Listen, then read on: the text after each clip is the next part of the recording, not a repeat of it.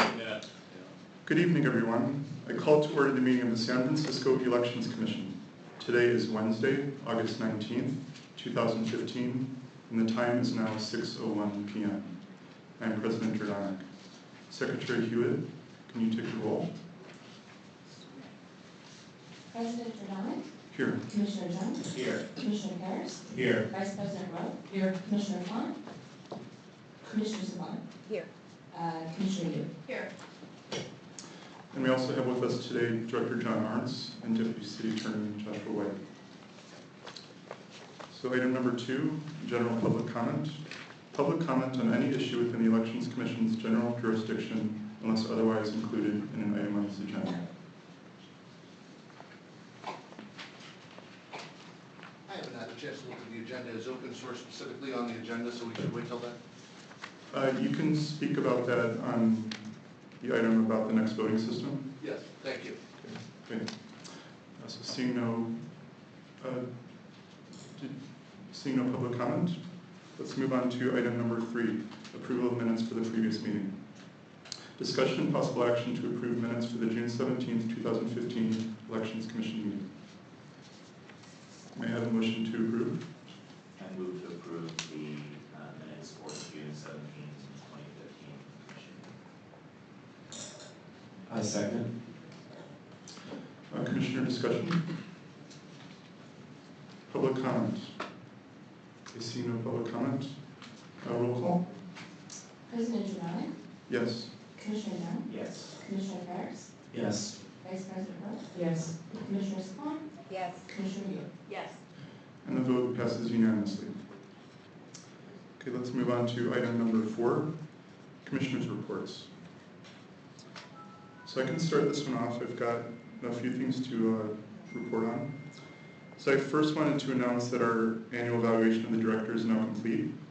Per the guidelines that we adopted, a copy of the final evaluation was provided to the director, all the commissioners, and the deputy city attorney. And we also provided the deputy city attorney with the other documents that we needed to send in. And so I'd like to thank you, Director Arntz, for your patience while we completed that process. It took a long time, but we did something new this year. And thanks to the Commission for all of your efforts throughout that process. Also, the Commission's annual reports for the 2013 and 2014 calendar years has now been filed with the Mayor and the Board of Supervisors. So you should have received a copy of that correspondence. I haven't yet sent the Board of Supervisors the alternative security plan, but I should be able to do that soon. And then lastly, I had some action items around the Commission website and the social media accounts, but I thought we could do that under agenda item number 10, where we talk about the website. So that's all I have. I'd just like to make a comment and thank you for sort of taking charge of some of these activities that have fallen through the cracks in the past, and make a request that at some point, if you ever have to pass off the baton, that perhaps you put together a list for future presidents so that they don't fall through the cracks again. But we really want to let you know that we appreciate that this is being done. Oh, thank you. And I'd certainly be happy to put together something like that. Other commissioners? I'm going to be following up with the Board of Education. I did ask them a few months ago if they had any kind of correspondence or correlation they want to work with us regarding the 2 months of education that are supposed to be toward civics engagement, including voter awareness. Next month is supposed to be September. I'm going to have to do a follow-up. I haven't heard anything from the Board of Education, but ideally I would like them to work with us so we have a greater turnout than we did in April. Anyone else? Okay, we'll open it up to public comment. Seeing no public. Let's move on to item number 5, Director's Report. Okay, good evening. On the admin side, we've been finally have the 1840 junior management positions, junior management assistant positions, and 2 1842 management assistant positions that have opened up. They've been in our budget, they're new, and the teacher to go through a testing process and all that. So we've been hiring, interviewing and hiring in those the last few weeks. We'll get that done by the middle of next month.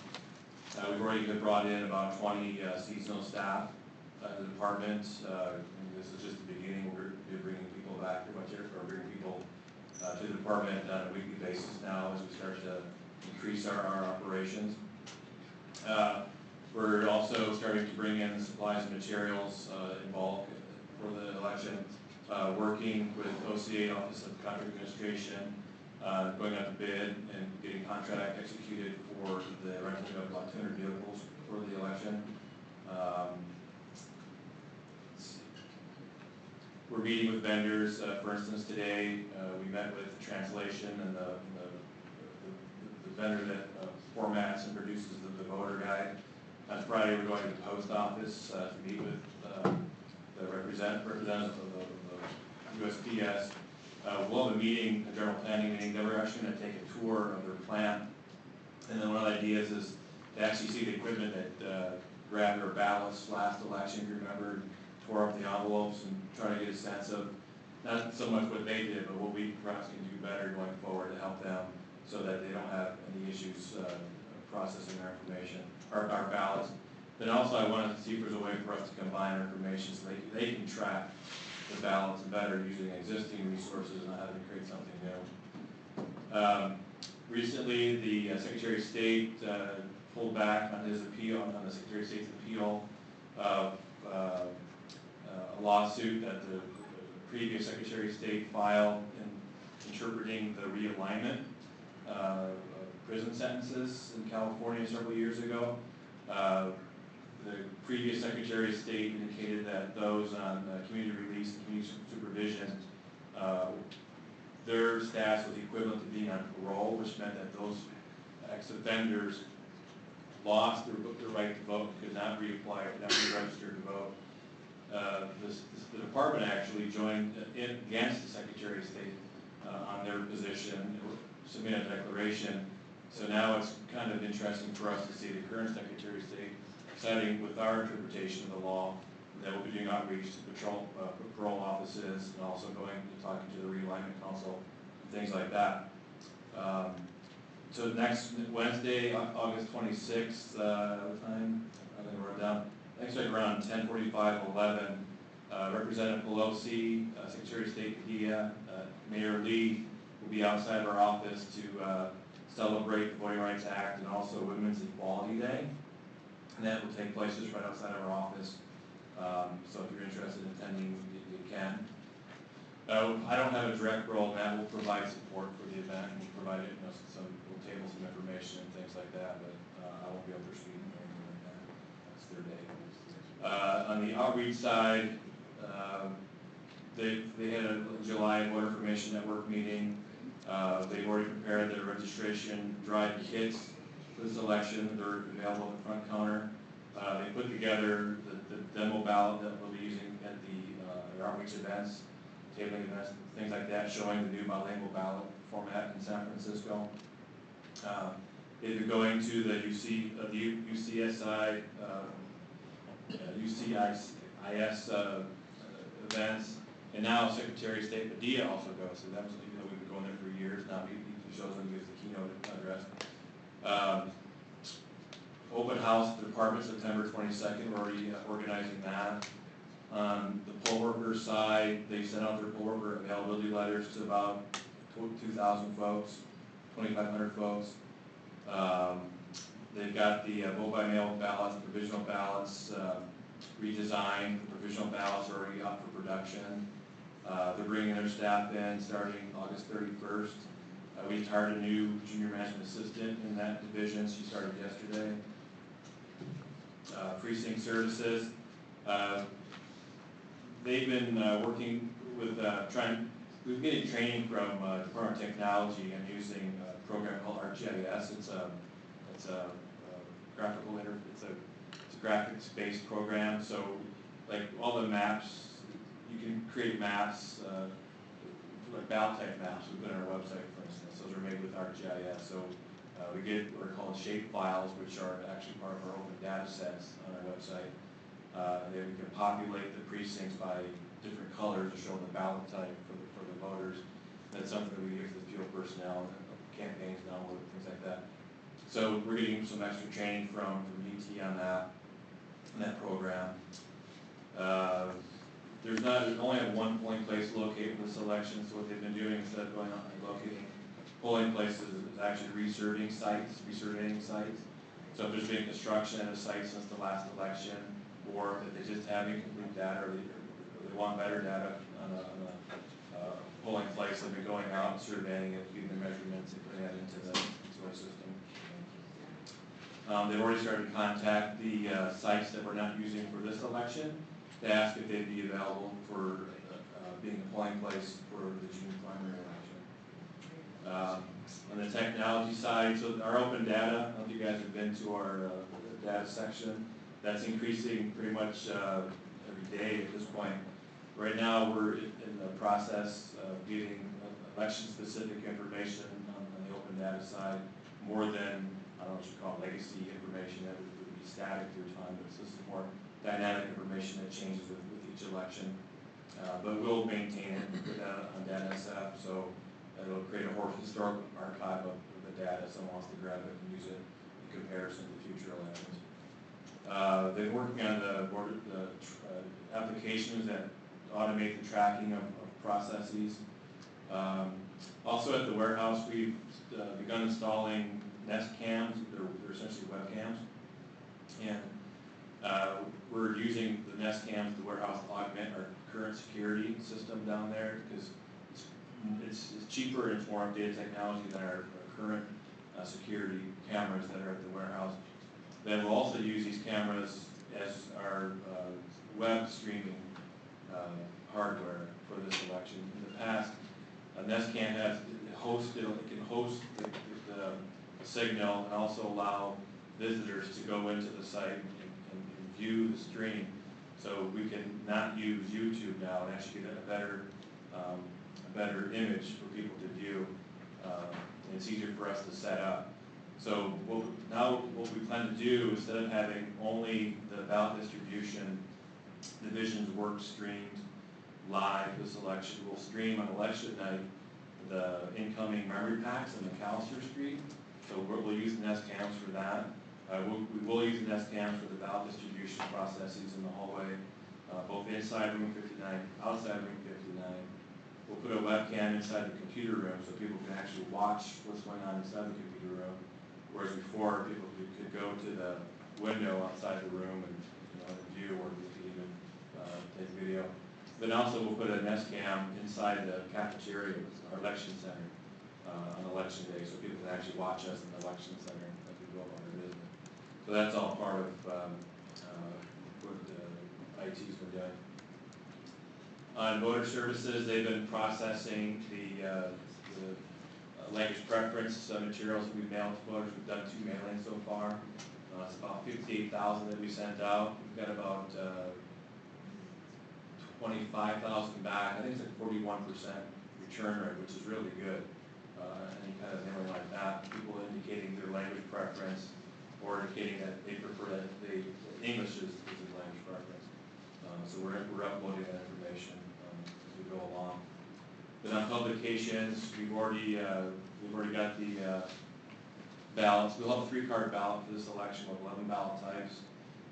We've already got a lot of the content formatted with the help of our vendor, Dominion. So we should, E60, which is September,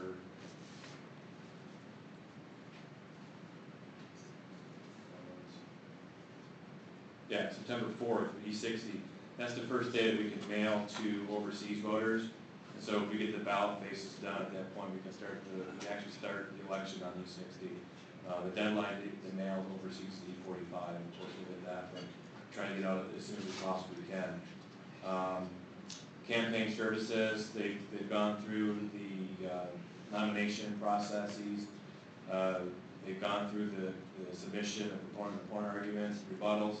Then Tuesday, yesterday, or Monday, was a deadline for paid arguments.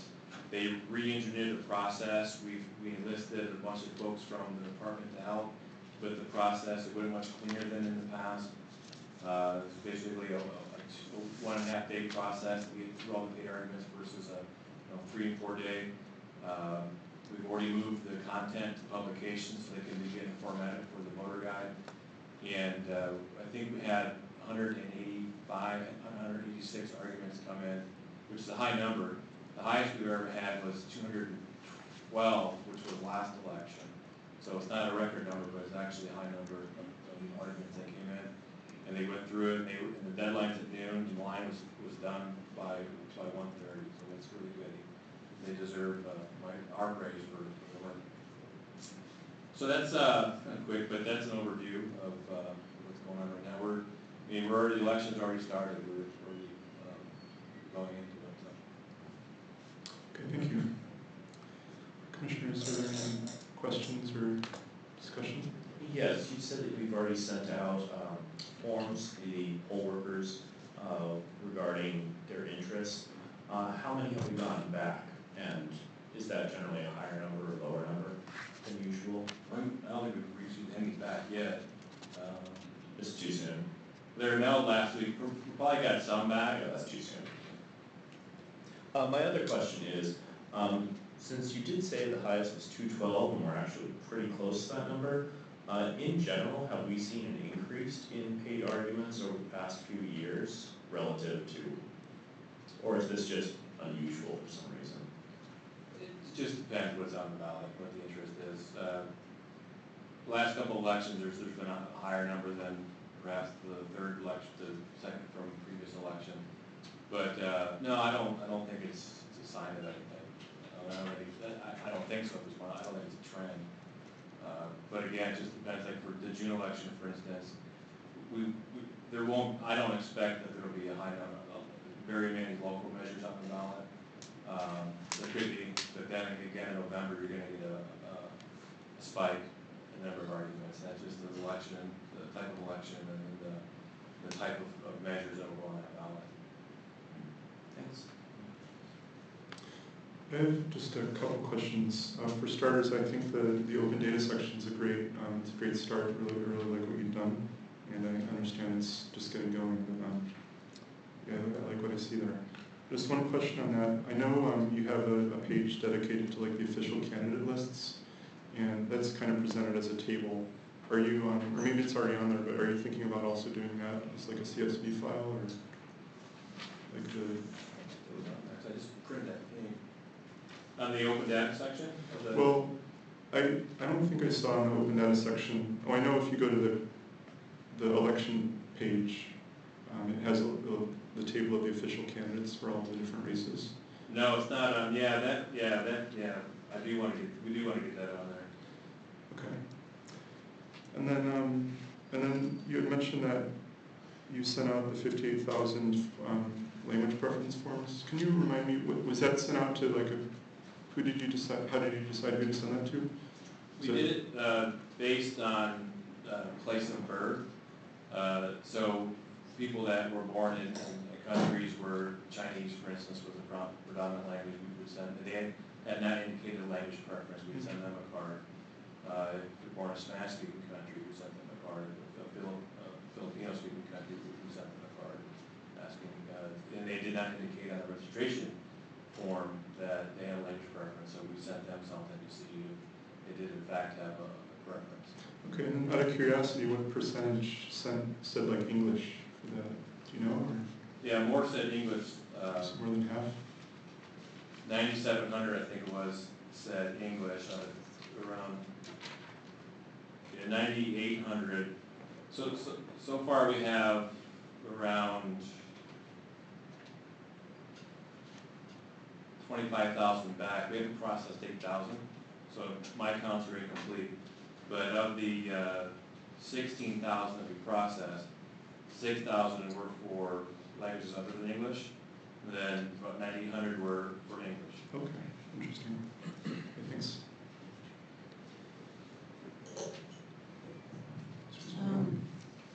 I heard this secondhand, so I apologize if some of the details are wrong, but I received some feedback from a concerned voter about something that happened at the Department of Elections, and I wanted to just follow up and see if you've heard of it and if you know any of the details.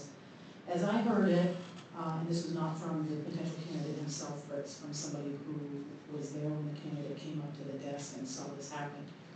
What I hear is that there was a potential candidate for mayor who came up to the desk on the last day to submit signatures, I believe, assuming with the filing fee, and that this person was told that some of his signatures didn't qualify for some reason, and that he had 24 hours to fix it. And as I was told this story, he came back the next day and was told with additional signatures and was told that actually it was too late, that he missed the deadline, and so he didn't qualify. I don't know if any of that is correct, but this is the story that I heard, and if it is true that he was given inaccurate information about having time to fix a problem, and that ended up depriving him of the opportunity to put his name in for the candidacy, I think it's a pretty important issue. So my question is whether you've heard anything about this and if you know any details. First I heard about it. Okay. And my guess is if that really happened, I would have heard about it. All right. I'd appreciate it if you could just follow up with whoever would know about that, and maybe, if there's an issue, certainly let us know about it at the next meeting and not before.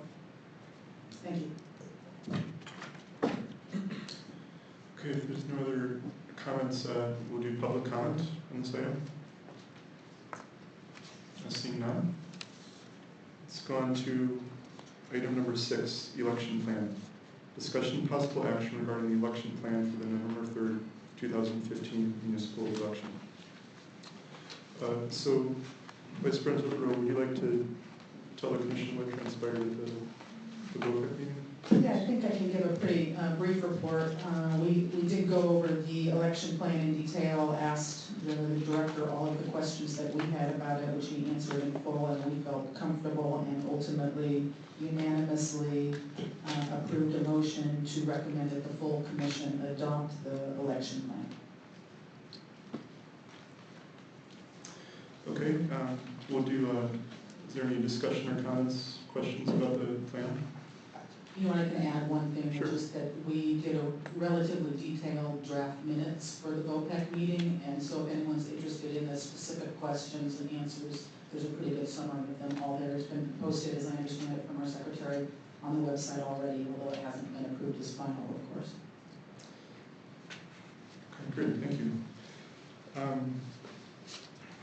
I did have a question that came up after the committee meeting, but it relates to one of the emails that was sent by a member of the public, and this was, it's part of the agenda packet, I believe. It's the email from David Carey. And Director Ernst, I was wondering if you could maybe, I think you had a chance to read his letter, but he mentioned 3 points in his letter, and I was wondering if maybe you could touch on each one. And this relates to the certification of the RCV vote totals. And so the first one was, in the letter he writes that he was requesting that the round-by-round totals be included in the certification. Yeah, we won't add that to the main body of the document. We can add it as an attachment. Okay. Yeah, that's no problem. Okay. You And can set that in your head, that's fine. okay, and then the other one was, and then he was requesting that be posted on the website. You know if it's going to be posted? Yeah, that's something that we've never thought about doing and we've never been asked. So we certainly know that intent there to not have the certification on the website. Yeah, certainly we can put that on the website. Not a problem. Great. In fact, that's something I'd like to make open data fix at some point, so we could add that to the list. But yeah, that's Cool. totally fine. Okay, yeah, I don't have further questions. Other commissioners? And we'll do public comment on this item.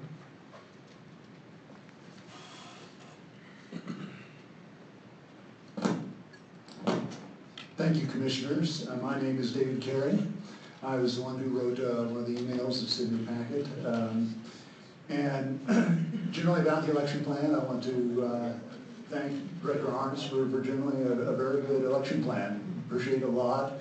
It shows that he's not just standing still, not just reacting to regulatory requirements. He's doing a lot to continue to move things forward and what the department is doing in the elections.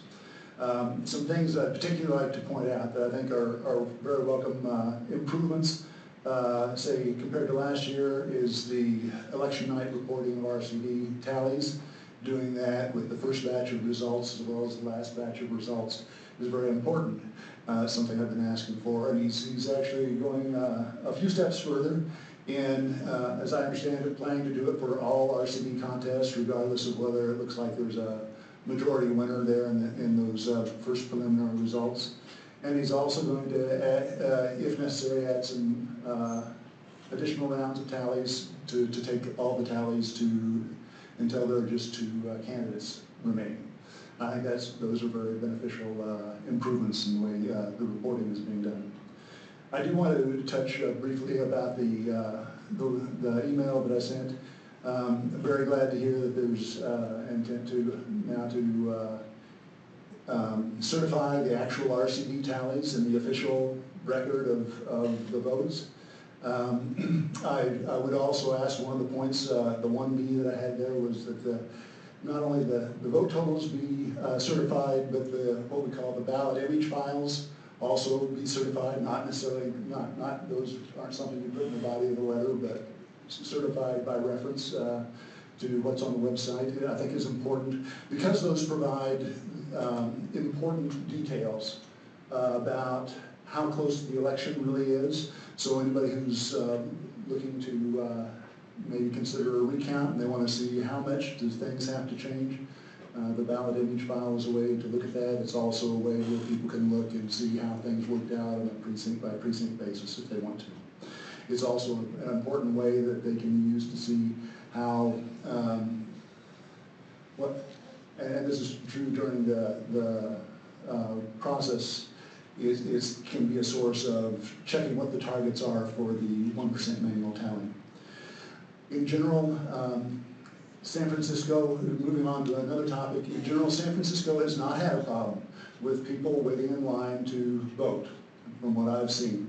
San Francisco does very well in that regard. The one exception that I've seen that is a problem is right here in City Hall, in the voting center in City Hall. And so I would ask or encourage the department to monitor the selection. Thank you. Thank you, Mr. Curry. Okay, we have another, okay. Hello, Commissioners. Brent Turner with the California Association of Voting Officials. I just wanted to mention on this point of the election plan, as I mentioned at the BOPEC meeting, I think some attention is due to the logic and accuracy part of the plan, in that naturally Cavo would appeal to you to take a look at the current situation with logic and accuracy and the inability to perform that task properly with the proprietary software, and we hope that that will soon be remedied by the use of open source software. Thank you. Thank you, Mr. Turner. Okay, seeing no further public, Commissioners, may we have a motion to approve the election plan? So moved. Is there a second? Second. Okay, further discussion? Seeing none, Secretary Hewitt?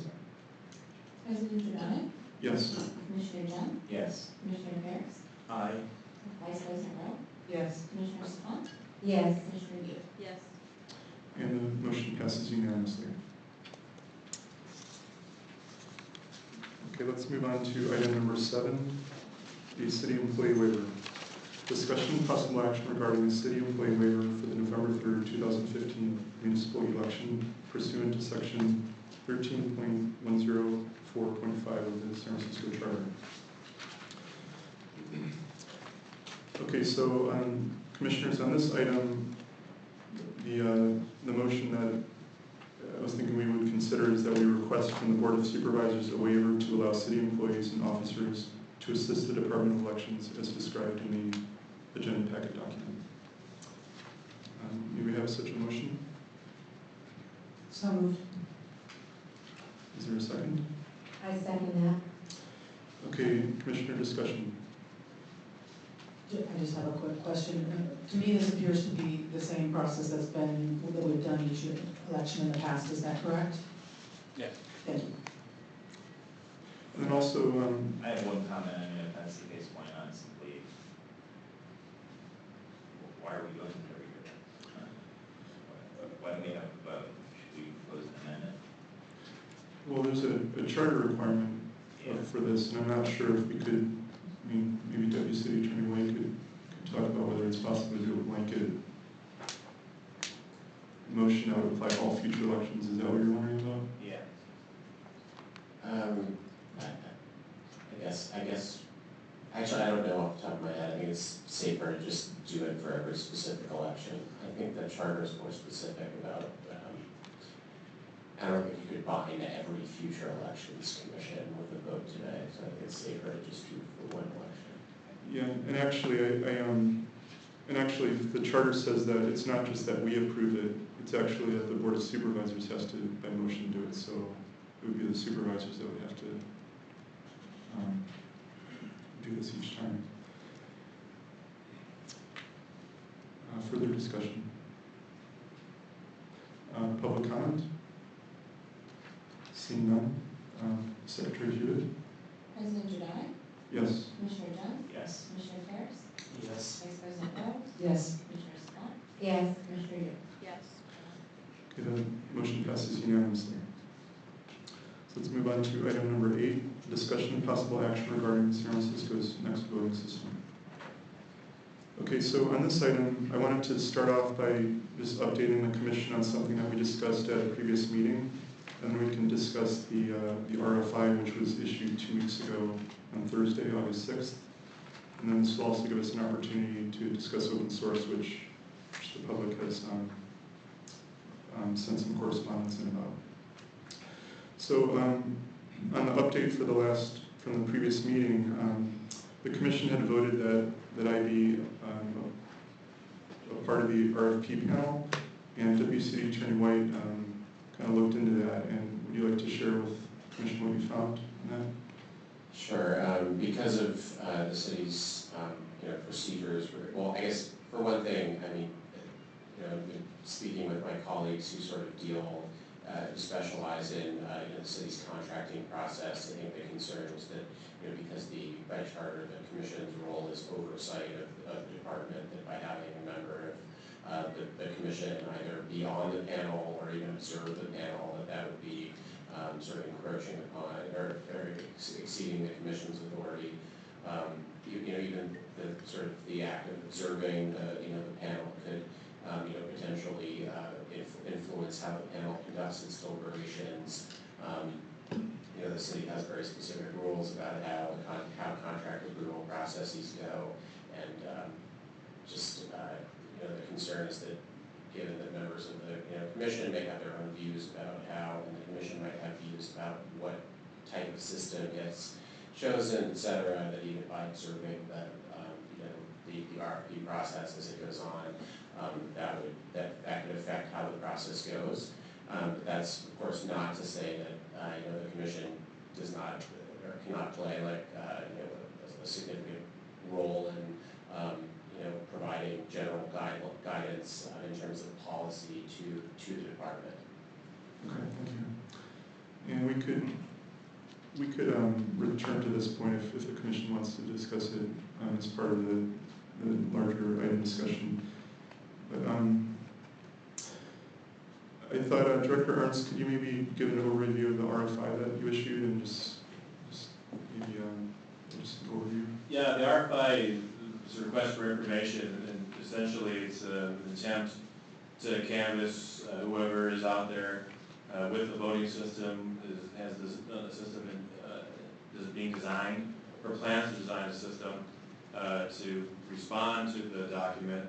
There's a set of criteria in here, operational criteria, then also usability and transparency. Usability is critical actually when it comes to the accessibility component of any voting system. I think it's something that's always been a second thought with voting systems, and whatever the city goes forward with, I think usability and accessibility have got to be the primary component. The flexibility of results reporting so that the public can have greater access to the actual content of what the system is tallying, so that there isn't concern that somehow that there's numbers being counted incorrectly or information being brought into for tallying. Then also the number 4 section on adaptability recognizes that the legacy contracts with a single system for a number of years is not really what the city expects in its next relationship, next system, and that whatever the next step is for the city wants to have flexibility within a term, and also the type of equipment that's used within that term, and then also with the lease to own, however it's the agreement structured, with a less cost impact than previous large-scale purchases of voting equipment. And then there's basically, I issued it on 6th, and essentially there's a month for folks to respond. The RFI is basically, it's informational, and it'll help the development of the RFP, or the request for proposals. If someone responds to the RFI, or an entity, there's no preference granted to that person or entity when the issuance of the RFP occurs. And if someone or entity does not respond to this RFI, there's no penalty. So again, it's just a chance for people to step forward and to announce what they have, what they intend to produce, and potentially impact or somehow guide the scoping of the request for proposal, which I expect to issue at the beginning of next year, hopefully in January. So the responses are due, it's a week from this Friday, right? Correct. And so commissioners will be able to use the responses to be public, right? Already, if you go to our website, there's a carousel where the images change, panels change. There's a section for the RFI. You can go on now. We received a couple of emails already posted. So everything that we're receiving, we're posting on our website. So you can grab it from there. Okay, thank you. So we'll be able to use these responses in our discussions at future meetings as well. So I have some questions, but I thought I'd open it up to the rest of the commission if anyone had questions about the RFI or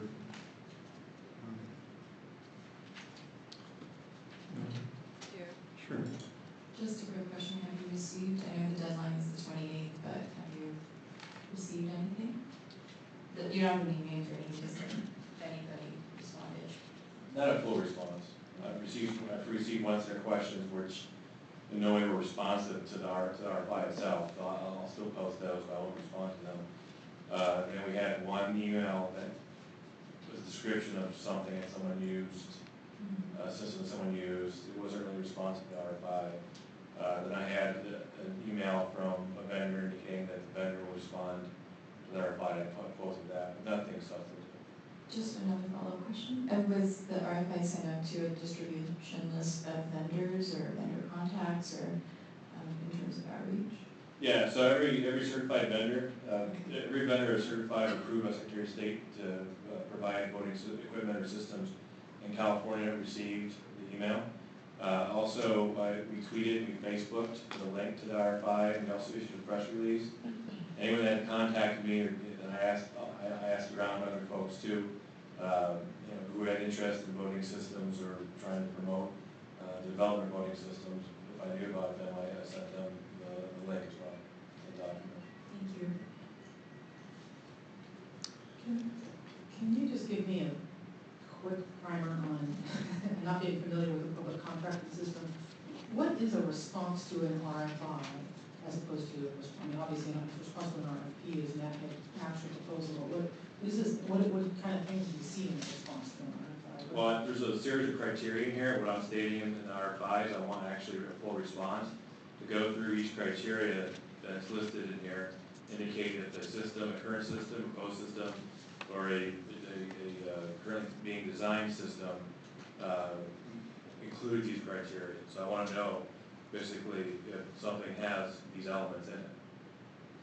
So you're inviting existing providers to tell you whether they even could comply with this, or again, I'm just sort of struggling on the difference. Why would somebody respond to an RFI as opposed to waiting until the RFP? I can't. That's their choice. I can't.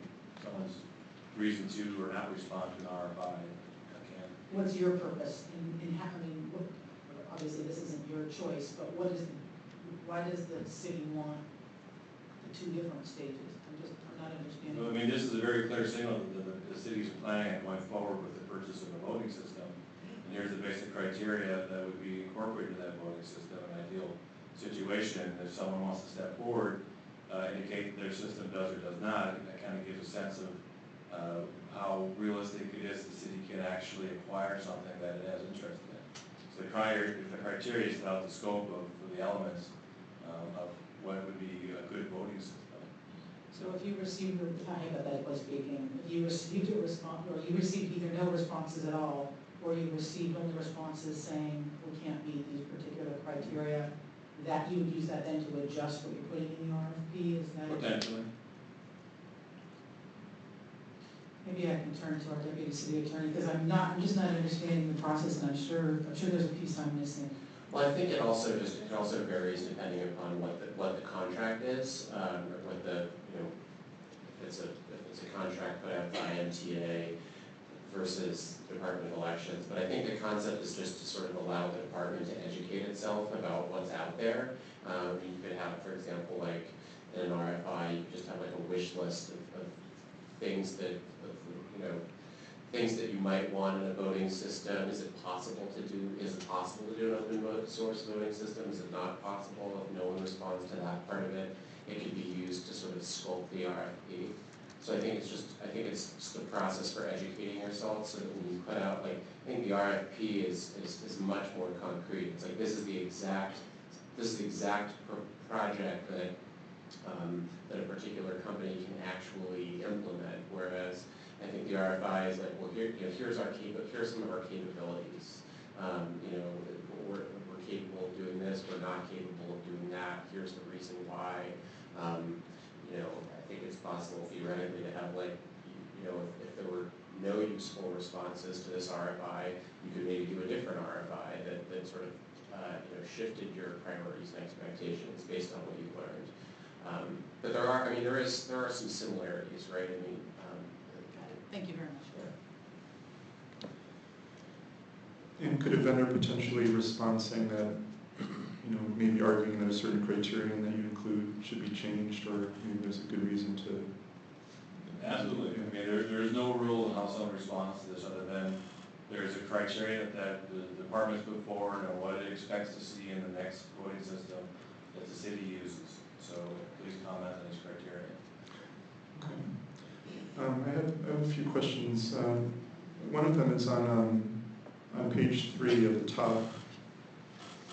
There is a sentence in there saying something like, I'll just read it. It says, the city requests that responses encompass all criteria listed. If any responder system does not include or cannot meet any criteria but expects to do so within 2 years, they must note that more than 1 year is necessary before the city could implement a responder system. So I was wondering, like, what is the significance of that sentence? Like, why 2 years? Is that like some kind of cutoff, or? Well, the contract ends in the year of the current system, so if a vendor, an entity, a person, whatever is designing a potential system, can indicate that, within a year that when the contract expires, the proposed system, the expected system, can't meet this criteria, but it is in development. That would be useful information, I think. Mm-hmm. And is there a certain, like a cutoff where if a vendor says they would be able to have a system certified by a certain date, like if the date is after a certain point, you think it would disqualify them in your mind from being an option? This is just an RFI. Whatever someone says, again, there's no way they can step forward and indicate what their system, any system is capable of doing or not doing, or no one can respond whatsoever. So there's no benefit, there's no penalty in some ways. Okay, I guess I'm wondering more just like independent of the RFI, just as a just in terms of the department in general, like, is there a date that you wouldn't feel comfortable if a system wasn't going to be ready until a certain date? You wouldn't want to, like, you think it'd just be cutting it too close because. I can't. Oh, you can't? Yeah, I can't answer that.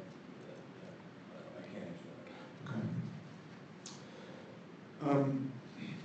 So just on some of the bullet points, you had a bullet point in there on part 1, letter I. It says creates a digital image of all paper ballots cast and facilitates posting of these images on the department's website. Now, is that by digital image, do you mean like a photographic image? Or do you mean like the ballot image file, just like a text data? This is a photographic image, that particular bullet point. Yeah, so could you talk a little bit about like why that's in there as one of the criterion? Is that? Well, I think it'd be good for, because right now, there's always a sense of the black box with the current voting system. And then once we process the ballots, the public never really gets a chance to see those ballots unless it's a recount. Mm-hmm. Even then, it's a very small number of people that would be seeing those ballots a second time. And again, whatever ballots are reviewed after election day, the confidentiality of the voters are maintained. There's no connection to the voter to an actual ballot. And this bullet point would maintain that confidentiality. But if the public could see how the ballots were marked, and then also see how the system tallied the marks on each card, and then if we could do it in open data format in some way to allow people to actually grab that information and then tally the ballots for themselves and compare it against the actual tally from the system that the city's using, to me, it's very transparent. So that's why I put that in there. Do you know if there's any issues, like, I know voters can put stray marks on their ballots, like maybe they could put like they could potentially like sign it or something. Is there a way to kind of prevent that from, you'd be screening the ballots before you post them? You mean just stray marks, you mean? Well, I mean, I could imagine a voter maybe if they, just saying the most extreme case, they wrote their name on the ballot, and then how would you handle something like that? I mean, we may not catch it. I mean, if it happens in the polling places, for instance, and then, yeah, there would be an image that potentially would be on the website. There'd have to be, in that case, something where we could redact the actual image, but then somehow reference the cast the ballot to that redacted image, that if someone thought we were somehow manipulating that original card compared to the image, we could come back and show that, no, someone put their name on the card, yeah. Okay. And then there's a bullet point saying that it should operate in a way that's compatible with the department's existing EMS. And is there a way that vendors can know whether they're compatible? Like, does DFM have a public description of how? I think so, and then really DFM would be the place to go to ask that question. Okay.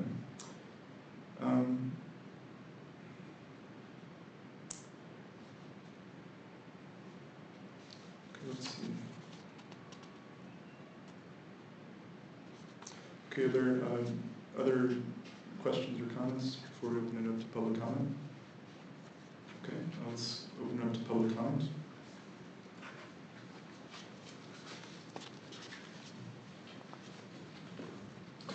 Hi, my name is Jim Soper. Just a couple comments on this RFI. I think it is excellent. The open source, asking for open source is excellent.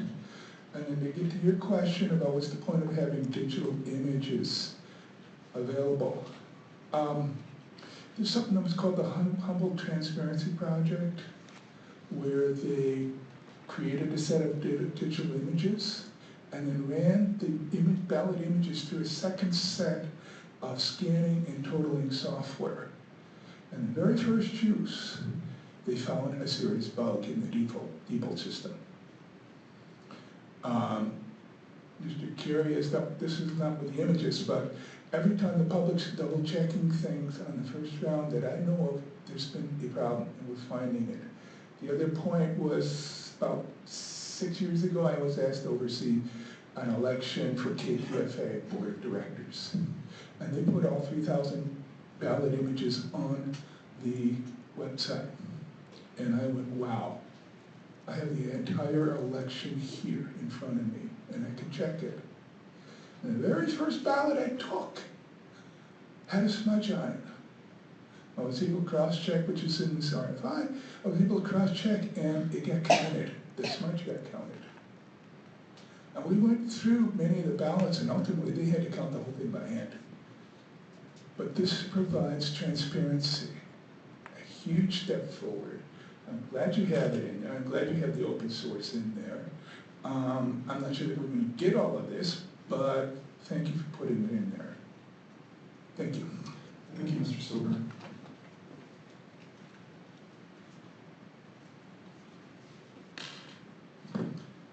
Thank you, Commissioners. I'm David Carey. I'd also like to say that I thought this RFI was a great RFI. It touched on a lot of things that will be great improvements to San Francisco's voting system, if you can find them, and if you find a single vendor that can provide them. There are a number of features in here that I don't think had been discussed with the Elections Commission before that I very much support. The idea of having near real-time reporting would go a long ways towards getting a full set of RCD reporting on election night, for example. And particularly, I like the support for several types of post-election auditing, including risk-limiting auditing, as well as some of the auditing that was done, like in the Humboldt Election Transparency Project. And the posting of ballot images on the website, I think, is something that is certainly worthwhile exploring, and if there's a way to do that. Going forward here, there were a few things that kind of caught my attention that I think maybe deserved a little bit more review in terms of forming an RFP or evaluating responses to an RFP. One of them is I'm skeptical about being able to find a system that is practical, that you can stage just one piece of equipment per precinct polling place. And one of the reasons for that, one of the requirements that wasn't in the RFI, but I think is probably part of the expectation, is that with paper ballots, when people mark a ballot in the precinct and cast it, that it gets optically scanned. And I didn't see anything specifically about precinct optical scanning in there. If you're expecting people to get their ballots optically scanned in the precinct, then you're going to have one piece of voting equipment that has to support that, and at the same time has to be prepared to support accessible voting. And it's not quite clear to me that that's going to end up being a good thing, the way it's likely to be implemented, even if it is implemented. There's some extras. It may be that to support both of those concurrently, you're going to really need two pieces of equipment. There are some issues about some of the terminology. As we saw here, I think we need to find some different terminology for a ballot image file if we're going to actually have photographic images running around in our voting systems, where the ballot image file in the past has meant a text file. And I think it's also worthwhile to keep track of, or to keep separate, the distinction between a tallied vote and a ballot, a marked selection on a ballot. And particularly for RCD, those things are different. With RCD, you have one vote, but you can have 3 or more selections. Thank you. Thank you, Mr. Carey. Are there further members of the public?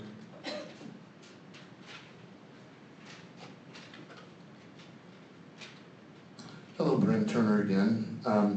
Wanted to just mention regarding this RFI, the open source community took some exception to it in that it seems to be couched in terms that are counterintuitive to the open source community. The piece about open source looked as if it was created for the benefit of the current vendors who could just merely put one piece of open source in the system and then have the system qualify. When the good director Arndt mentions that whoever is out there, we have to remember that there's only 3-4 vendors nationally that could really handle this. And with ranked choice voting, I think maybe we only have one. I'm not sure if there's others. To that point, when he does mention flexibility and access and transparency of content, that calls specifically for open source. So I think the problem here is we're going down the inappropriate road with the terminology involved here and the setting. We're used to having a vendor come in and supply our needs at a quite high price. What we've been talking about for the past 12 years is San Francisco County developing our own system. I wanted to just read quickly a statement that I handed in to you, that the California Association of Officials continues to present our advocacy for open source general public license version 3. We have demonstrated optical scan systems with general public license open source at the precinct level since 2004 and recently in 2008 at Lennox World. These systems are simple and precise. They are available to the county, and the cost reduction would be extreme, but we have to garner the political will and make sure that there are no blocks coming either from the city attorney's office or from the department itself regarding developing open source systems. Regarding the ranked choice voting, Alameda County is a logical partner for that piece of the software, and even though they've mentioned that they're going to take a back seat and let San Francisco lead, I think they are a logical choice for that. I just also wanted to mention that open source elections are endorsed by the California Democratic Party, the Equal Justice Society, Evolve, the Harvey Milk LGBT Club, San Francisco for Democracy, Restart Democracy, the National Organization of Women, the National Federation of the Blind, the Center for Women Policy Studies, and many others who share our vision on this point. We're looking to this commission to lead the country on this issue and the state, and we feel that the time is now. Make sure, please, that all people that may stand in the way of this particular issue are either changed out for your benefit or that are educated to the point where we can get this done quickly. Thank you very much. Thank you, Mr. Turner. Bruce Wolf. I'm not going to repeat, but I agree with the previous two speakers on this issue. Just want to add as a technologist, a chief information officer, and a supporter of open software that there are plenty of agencies from local all the way up through federal, including whole countries like Germany, that uses open source software successfully, safely, and securely. I don't see why there is a reason why we have to continue using proprietary systems that are not available for us for inspection as far as their coding to make sure that they are operating properly, and at the same time to be able to maximize them for their security, because obviously we've had a lot of problems with that. So I would urge you to please include and invite any of the general public license or what is considered open source software to the table, and have them make presentations to you. Have them show you how it works. It's not that much different than what you're using right now. It's just that the level of transparency as far as the code, as far as the security, and even as far as support is so much more better, if that's the correct grammar to use. More better. We need more of that. Thank you very much. Okay, thank you, Mr. Wolf.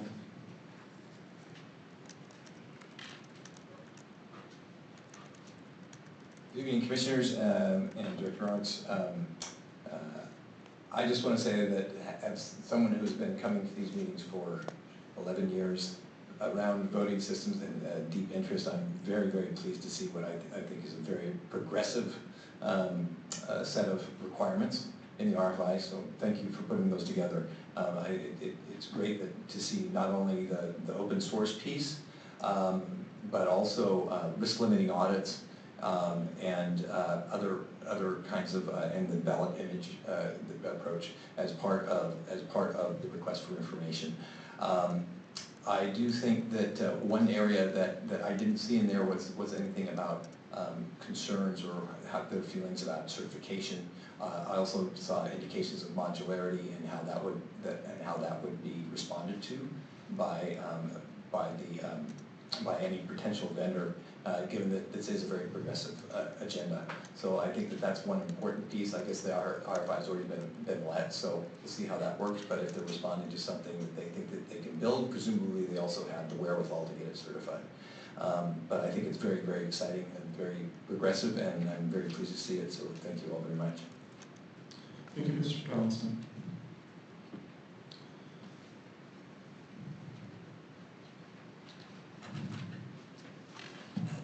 Good evening, Commissioners. Hi, Director Arns. My name is Tim Mayer. I'm with the California Association of Voting Officials as well. And I just wanted to focus on one issue in particular, because it's not really, in my view, represented well in the RFI, and that is the notion that the more eyes you get on the software that counts it, the better you're going to do. Right now, all the available software vendors for counting the votes, perhaps you have 1, 2, 3 at the most that are going to look at the software, review it, and actually verify that the count that you see is represented by the ballots that were cast.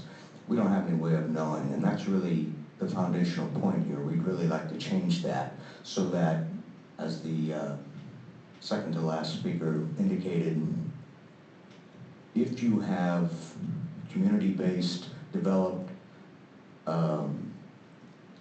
public software, you know, like with a general public license, which is what we've been talking about. Actually, GPL 3 is what they're talking about at the open source community. If you have that, you have a community of people that are building it who are very motivated by their public duty in order to make a software that would be developed, that would be available to goodness knows how many, certainly tens, if not hundreds, perhaps thousands of software developers that would be able to look at the code and not only verify it, but they would also be able to improve it.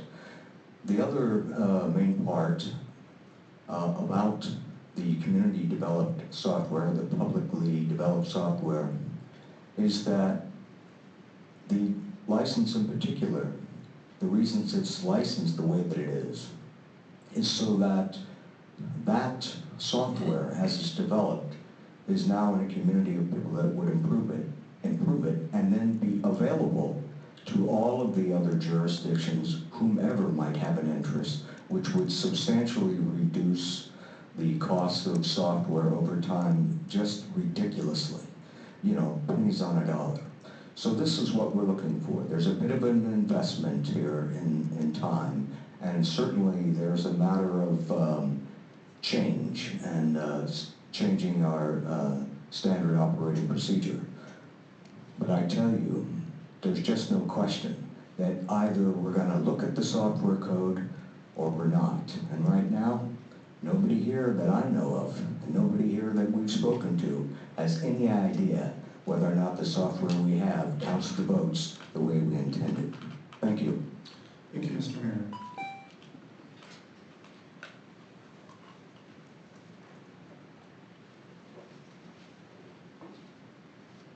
Hi, commissioners and other staff here. My name is Jay Corrales, and I just want to echo also support, and it's good to see a lot of open source language and other language in here that's pointing to a better voting system. I did want to comment also on the RFI and you know, why the process of the RFI. And just that it seems that it's kind of setting it up for not a very good response for actually getting an open source system in place. It seems that if you really wanted to push for an open source solution, that it would seem that you would want to say, give us proposals for a system that meets these criteria, and that you would say something like all open source software instead of just partial, because as previous speaker mentioned, that if you have just partial open source software, then you're not really implementing an open source software solution. So I think I don't want to repeat everything that everyone else said, but I just wanted to call out that the RFI process itself seems not a very strong move toward getting an open source system in place.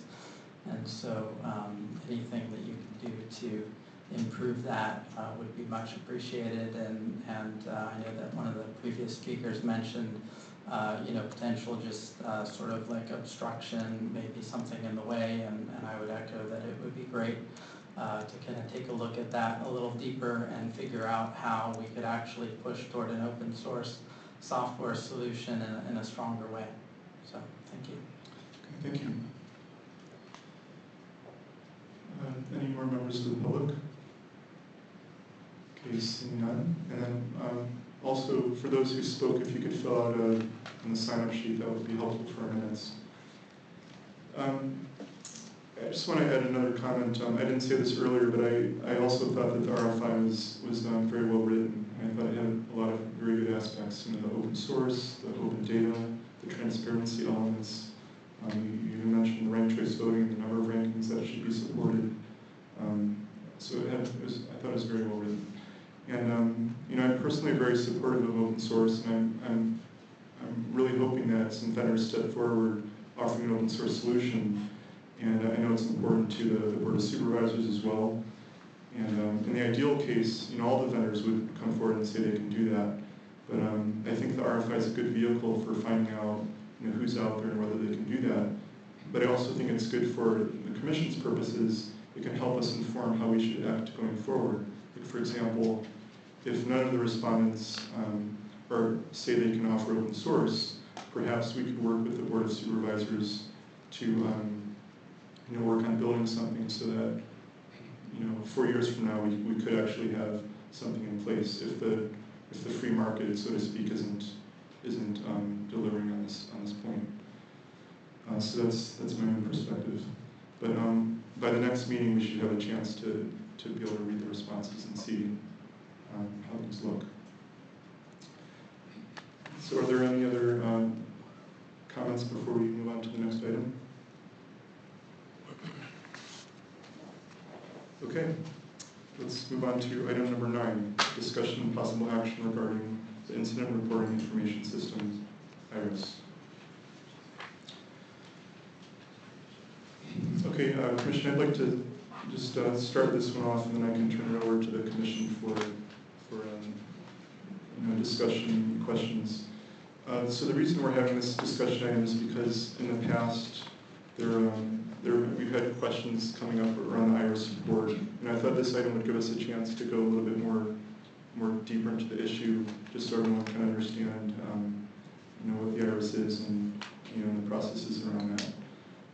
So I thought to start off, Director Arns, I thought you could maybe begin by giving us background about the IRIS and maybe when did you start doing the IRIS reports and how they come about and what you're using it for and that sort of thing. Oh, the actual reports themselves or the system? The system, sorry about that. Yeah. Okay, well, 2002, when I first started as director, the way that the department responded to issues with polling places, it was a paper-based process. So, and then what was called the elections are now was the war room. So, and there was different phone banks throughout the city hall, and people used to run these paired forms to and from the war room about problems at polling places, and it was just chaos. Every election was just chaos. So starting in 2002 and 2003, our RT group just started to put together an access program that allowed us to electronically know when we needed to respond to a call from the polling places. But over time, that grew. We used to have high school students. It was like the main, one of the main jobs we had for high school students was running through City Hall with pair forms. So we tried to get an electronic system where we could communicate to one another, because we have about 6 different groups that actually are engaged in providing support in City Hall to the polling places. So we created this access database, and through time, it's just built where we got different modules in it and different features where it was pop-up help items and things like that. And it's just basically for us to communicate to one another of when we need to get resources or need to attend to an issue at a polling place. We never intended for this to be, a dispositive report on election day, anything. It was just something that we were doing for election day purposes. But then the commission asked that we provide the report, so we have for how many years.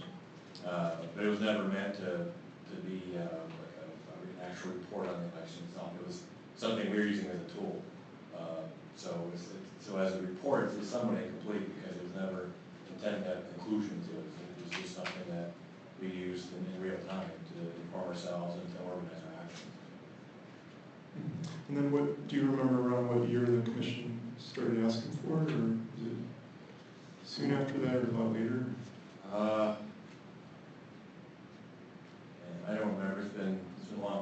maybe 2006, down there. Okay. Yeah, and then also just to comment, I'm not sure if everyone saw it, but on pages, like deep into the election plan, pages 31 and 32, there was quite a bit of detail on the IRIS report, or the IRIS system, I should say, and had a lot more information than I had known about. Actually, okay, so I guess I'll hold my question on that, but commissioners, does someone want to would anyone like to comment or question on this issue?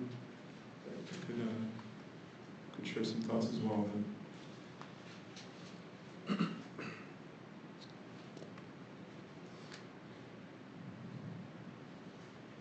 I mean, one thing I can say is that when I first joined the commission, I kind of got the impression that the IRIS report was something, it was almost like, you know, it played a big role. It's like for the commission, like this is our way of finding out what's happening during the election. But kind of as I learned more, I found out that it's more of an internal tool that the department uses in its own processes, and it kind of gives us a window into that. So I have a better understanding of what it's used for and can appreciate it a little bit more. But actually, I mean, one question I had was on page 31 of the election plan, there was a bullet point, I think it's the last one, where it says that the students call the different precincts and then find the vote counts, and then they add that to the IRIS report, or the IRIS system. But that part of the information is not part of what we see, right? So we don't see like the vote totals in that. Yeah, no, we don't, yeah, it's just a number. Yeah, cards, it's not, right. Yeah. So, I mean, I guess knowing what I know now about the IRIS report, I'm kind of more,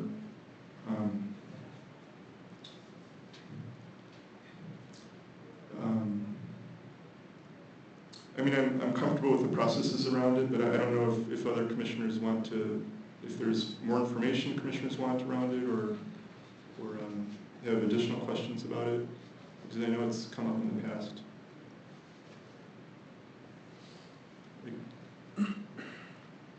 Like more, I think my problem is that I just don't know enough. Well, it's that old saying, you don't know what you don't know. I don't know enough about IRIS to ask a really cogent question. Which, to be honest, I'm not quite sure where this falls in level of purview, but if this is where all the problems lie, and I kind of do think that I should really know what's going on in IRIS so that we can have proper oversight of what happens. And true, I have not yet been to an election as the most junior member, but I'm not sure if other commissioners have had access to this report, either live or at the end, or how much time is committed to this. well, the way it works is that after each election, the director provides that in the agenda packet. It's basically I would say maybe a 20-page. Yeah, it's just basically almost like a spreadsheet of all the incidents that are logged in this report.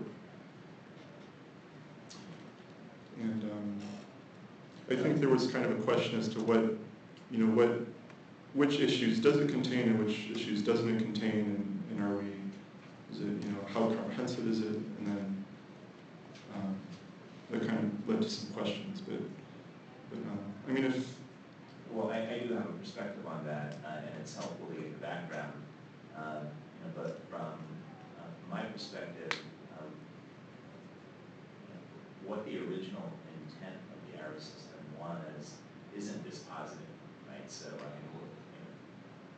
the commission has a certain duty, and we do have an oversight duty as a director, and we sit with imperfect information, and so we rely on the department and the director to provide certain information to us, and the IRIS system seems like the most comprehensive, access that we have to election day and incidents that might arise on an election day. And it, you know, in the absence of any other information, it seems like we have to rely on the IRS system. So, you know, whether, you know, but you know, I need to look more critically at sort of the information that goes into it. But the genesis and original purpose of the IRS report, that's not, you know, that to me isn't the be-all and end-all of the input. I mean, it's important for us to be able to have that that insight into what's going on in problems that arise. So then I guess the question would be, is there anything that we want to like change about the process around IRS, or maybe information about it that we want to be more certain about, so that to like ensure we have this level of oversight that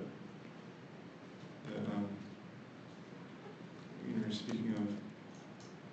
I'm not sure right now. I would be able to provide it. I'll just add my perspective, which is I read the Irish report pretty carefully each election. I find it very, very useful to see what issues are, not only what issues are going on, but how they're being addressed. And it provides a lot of information about how the employees are trained. I've been pretty impressed with the quick response time. I think it even includes to the minute of when calls come in and when issues are resolved and when people are sent out. So it's a very useful tool to us, and I certainly want to encourage that it, you know, I mean, as you intend, but that you keep doing it. I'm also very cognizant of the fine line that you have between this on-the-fly, people dealing with, you know, what can be crises very quickly and trying to get stuff done, and we don't want them to censor themselves in that process, and yet you also need to be careful not to be identifying, you know, poll workers and so forth, whether it's by name or, you know, certain accusations are sometimes made. You're dealing with all different kinds of poll workers making all different kinds of calls, and when you, almost every election, probably everyone, there's certain accusations that get made that seem, you don't know whether they're true or not. Just because somebody makes a call and makes a comment about somebody doesn't mean it's true. I think in one of the last elections there was a comment about somebody being drunk. Maybe that person was drunk, maybe they weren't. Just because the accusation is made doesn't mean that it is. And so there's this balance that we want access to as much information as we can, but we also need to make sure that our poll workers are protected against false accusations being made against them.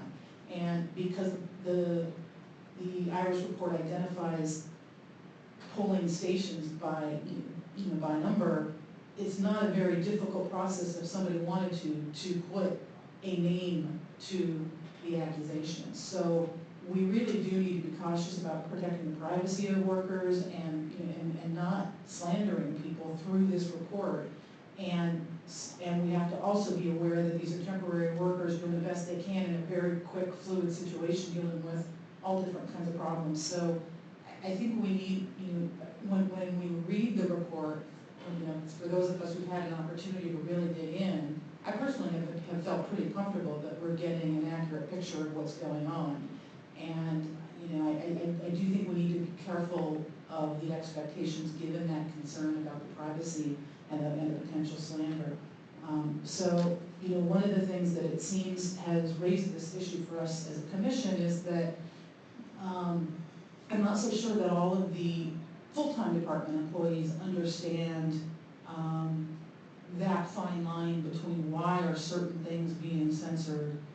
You know, they also want information to be out there, but maybe the message to the employees about really the use, and that the commission is carefully looking at this, and that it's important to provide that information for many reasons, not just for the purpose that you've identified, which is a record so that you can make sure you're handling issues on the fly, but that the department knows people are going to be looking at this and understands that the reason it's not that you're censoring, you don't want the commission or the public to know that there was a problem, it's that you need to be careful, as you've identified it in the election plan, and maybe it's just a messaging issue within the department.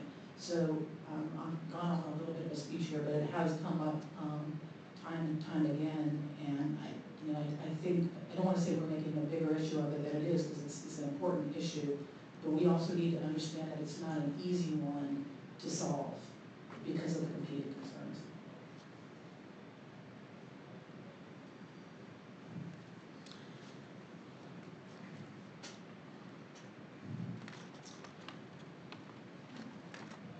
Okay. Yeah, I'm not sure if there's, I mean, is this something that the commission feels we want to discuss more, or is this something that we're comfortable with the state of things as it is, or?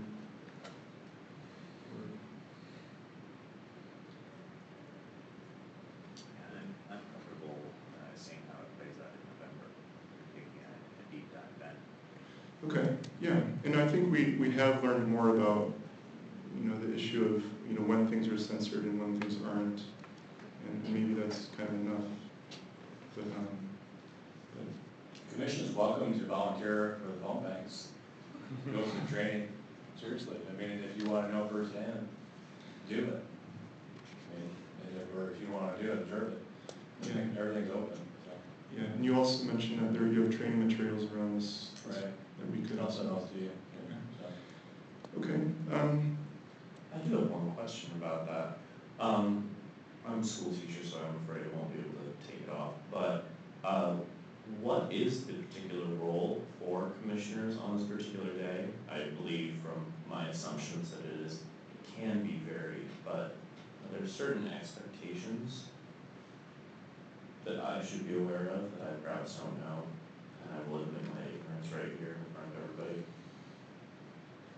I'll take a stab at answering it. I don't know that there's an expectation. I think everybody does different things. I think that from my perspective, it was incredibly useful to serve as a poll worker at least a few times, because until you go through that process, some of this is hard to really understand. So there's no obligation to do that, but we are permitted to volunteer as poll workers if we choose to do so. I know at least one past commissioner served as what's the Fed? Field election deputy. Field election deputy, which is sort of the person overseeing that. I'm sure, I know that he got an incredibly insightful perspective from having done that.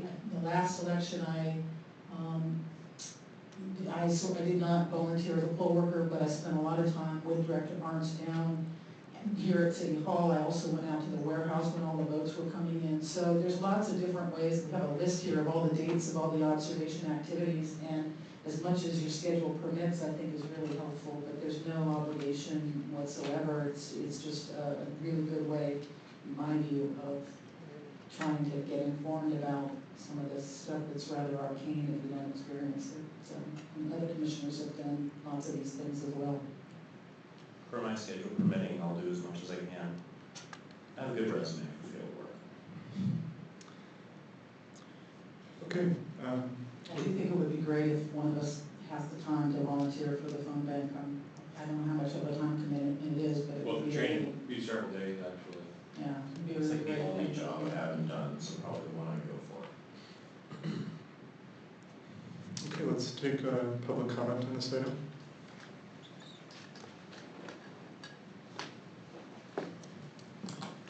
Hello, my name is David Carey. With regard to Commissioner Paris's last question about what can be done, and certainly there's no requirement, I guess. In 2012, I served on officially served on San Francisco's election observation panel, and spent a fair amount of time looking at a number of observable activities. I'll point out that the observable activities that are in the election plan are not a comprehensive list. There are a lot of activities that go beyond that, but I think I'd challenge anybody to do a very thorough job of even attending to the ones that are listed there. There are a lot of things I found going around the precincts. There are a lot of issues and problems that I think don't necessarily rise to making a phone call to City Hall here. And there are a lot of activities that happen outside of normal working hours. So I certainly encourage election commissioners to do as much observation as possible. Thank you. Thank you, Mr. Carey. Okay, anything else before we move on? Okay, seeing none, let's move on to item number 10, discussion of possible action regarding the commission website. Okay, so on this item, there were a couple of tasks that we agreed that I would do from the last meeting. And the first is that I provided instructions to everyone on how to gain access to the commission's social media accounts. That includes the Twitter and the YouTube for posting and deleting. And in the case of the secretary and vice president, instructions on how to access the various administrative accounts. So if anyone would like additional help on how to access that, please let me know and I can help. Is the folder empty? I did see a folder that you sent around through documents, but is that folder empty? No, it should have a document inside there. If it does, if you're not seeing it, then it should be in there. Did you say, was it empty when you looked? Yes. Okay, well then we'll take a look afterwards. And then secondly, I was to meet with the Department of Technology and with Secretary Hewitt to discuss, what the challenges that we're facing and how they can help. So I did meet with them last Tuesday, and this was a phone call, and there were two people part of the Department of Technology. And not Secretary Hewitt was also going to attend. This was on Tuesday afternoon, but her flight was canceled the previous night, so she wasn't able to attend the phone call. But I did meet with her on Tuesday, and just to go over everything that we discussed. So I'll tell you what happened during that phone call. So one thing I learned is that the Department of Technology, they're not really in the business of helping commissions on like a regular, recurring basis. But what they do is they'll kind of like they're on call, like if you need help with something specific or it's an emergency or something needs to be fixed, they'll jump in. They also complimented the commission on our website. They thought it was very innovative, so they said that. And so what they offered to do was, and I ran through everything that we're doing and to ask them what they can help with us and what they can't. And so what they offered to do is they do a monthly training for commission secretaries, and the next one is, I think it's the last week of August, so next week. So they offered to have Secretary Hewitt attend that training session, and I think it's like a 1 or 2 hour long session, and then afterwards they would meet with her and actually assist her on learning the specifics of how we've got it set up, and then, which basically means editing those HTML grids, those rows that have for the meetings. And so they'll train her on that, and it's so this doesn't include posting the YouTube audios, but it's just more the meeting information. So if she's able to do that, I would still need to do the YouTube audio. And then, so at the same time, the editing the HTML is not an easy task, so it's possible that it will not work out. But I did have another proposal. If it is too difficult for Secretary Hewitt to edit the HTML grids, there's another proposal I wanted to discuss with the commission that addresses one of the concerns that Vice President Rowe raised at the last meeting. So, and we could talk about that. So, I guess I'll just describe what that proposal is. So one of the concerns that Vice President Rowe raised at the last meeting was being able to meet the minimum legal requirement. You weren't comfortable with the fact that basically I'm the only one that can meet that minimum legal requirement. So what I was thinking is that there's a way we could structure a website to make it very easy for Secretary Hewitt to, on her own, meet the minimum legal requirement, maybe at the expense of a little bit of the usability for the public. But so what I was thinking is that maybe we could have on the website basically like a folder that Secretary Hewitt could post the documents to. Kind of before we had 4 separate folders, the agendas and minutes for the committee and the commission. But I was thinking there could be one folder that she would be able to post to, and then so that way the public would see whenever something new is there. And then on a separate schedule, I could like move those documents into the grid to make it more easily viewable. So, and then I'm thinking I could do that within like a day or two of when she puts it in the folder. So I was thinking that's kind of like a backup plan if editing HTML is not easy enough. That's a great idea. Yeah. Yeah. Well thought out. So, but yeah, that's the status of things, and we can discuss it further right now if we want to. Yeah, I like that idea as well. I would also say that, this is a great opportunity for Secretary Hewitt to go as far as she wants to with this. Right. You may haven't had a private conversation with you, so you may know all this already, or maybe you don't. Maybe you have great interest in it, maybe you don't. But it seems like one of my fears for your job is I don't want you to get bored, and I don't know if you're experiencing that or not. But maybe you'll find that this is something that you enjoy doing, and will be able to do the types of more difficult tasks that President Giordano is discussing, but definitely starting with doing the training, and I would say, take every training that they can offer you. If you can fit it in your schedule, go, and we'll support you in trying to advance as much as you can with that. And one of the things we never really, we hire you and then we never talk to you about your job anymore, but this is an appropriate time to do it. As you're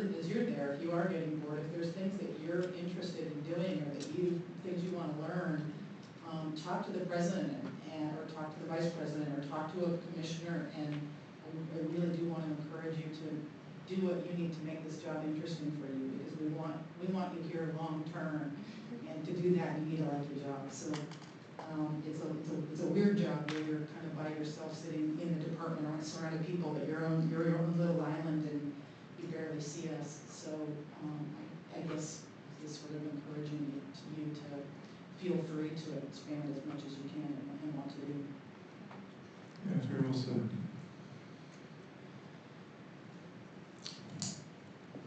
Yeah, and Secretary Hewitt did share with me that she's excited about the training session next week. So, okay. Any further comments? No. Public comment?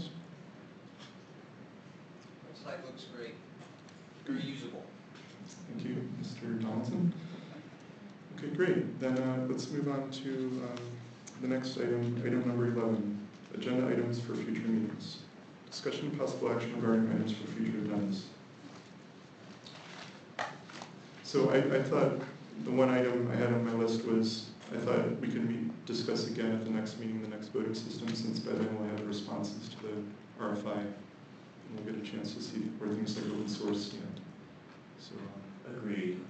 Also, because even though I did hear the responses from you two regarding the differences in request for information versus request for proposal, I'll admit I didn't fully 100% get it. When would we be moving on a request for proposal, roughly?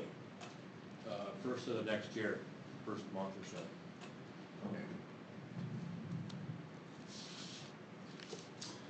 Okay.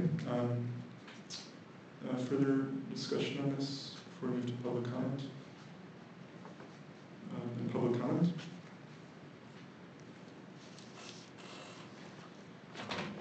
Good evening again, my name is Jim Soper. One idea that you may want to consider dealing with open source, and it's an idea for a resolution, which is that the Commission, City, County, San Francisco, asks Sacramento, the legislature, and I'll let you guys figure out how to do that, to waive the testing and certification fees for any disclosed or open source system, for each system once a year. At the federal level, this would be, the testing was on the order of $1 million or more. Mr. Ernst can correct me on that. I don't know what California's going to do, but it's supposed to be even better testing than the federal.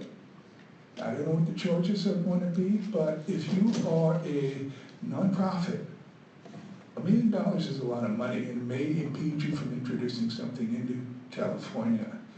If you are a for-profit company, to me, if we can get Sequoia, Dominion, whoever, to open up their source code, that would be worth $1 million. So this is something that maybe the commission would like to consider in a resolution to ask our representatives to ask to get a law passed so that the state of California would cover the cost for any open or disclosed source system once a year for each system. Thank you. Okay, thank you, Mr. Silver. All right, seeing no further comments, have a wonderful evening, everyone. The time is now 7:38 p.m. and the meeting is adjourned.